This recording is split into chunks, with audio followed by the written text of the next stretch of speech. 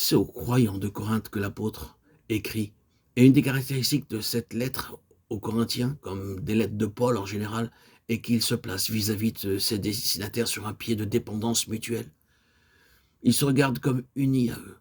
Et il les regarde comme unis à lui, de telle sorte que tout ce qui surgit entre eux devient un problème commun. Il ne dit pas « puisque j'ai ce ministère », il dit « nous avons ce ministère ». Si nous jetons un coup d'œil sur les autres parties de la lettre aux Corinthiens, soit en avant, soit en arrière, nous pouvons nous rendre compte qu'en effet, il traite avec ceux auxquels il écrit comme s'ils étaient un avec lui. C'est là un de ses grands principes, essentiels ici au but qu'il poursuit.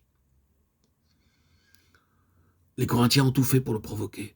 Ils ont soulevé toutes sortes de questions à son sujet, et certains sont allés jusqu'à mettre en doute la régularité de son apostolat. Il se meut à leur endroit dans une atmosphère de doute, de suspicion et même d'opposition.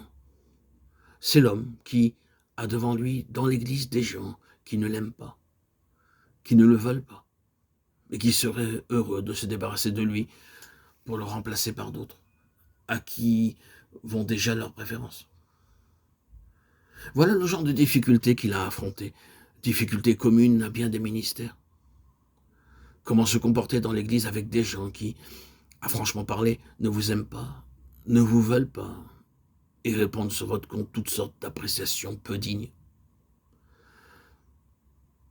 Le Saint-Esprit en pareil cas, et c'est là une des belles expressions de la sagesse divine, se solidarise avec eux, leur fait constater qu'ils sont impliqués dans sa propre situation, et lui dans la leur, et traite la chose comme un problème commun aux deux parties.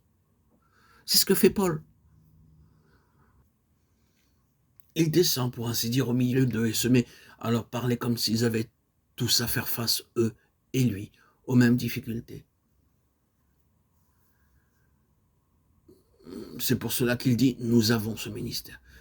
Si je mentionne la chose, c'est que nous sommes tous appelés à reconnaître que nous avons ce ministère. Ce n'est pas quelque chose qui est réservé par la vertu d'un geste officiel à une certaine classe de gens appelés pasteurs ou missionnaires. Ce ministère appartient à tout enfant de Dieu. Il existe sous une forme intensifiée chez ceux qui ont été spécialement mis à part pour le service de l'Évangile. Mais il nous est échu à tous. Quand nous pensons au ministère, nous ne nous représentons pas quelque chose de distinct, de séparé, appartenant propre à une catégorie privilégiée de croyants. C'est toute la maison de Dieu, c'est le corps de Christ tout entier qui exerce ce ministère. Il incombe à chaque membre, chacun d'entre nous en a sa part. Aussi, ces mots s'appliquent-ils à vous autant qu'à moi. Nous avons ce ministère. Le ministère qui nous est révélé est celui dont Dieu a besoin, le seul qui soit selon sa pensée.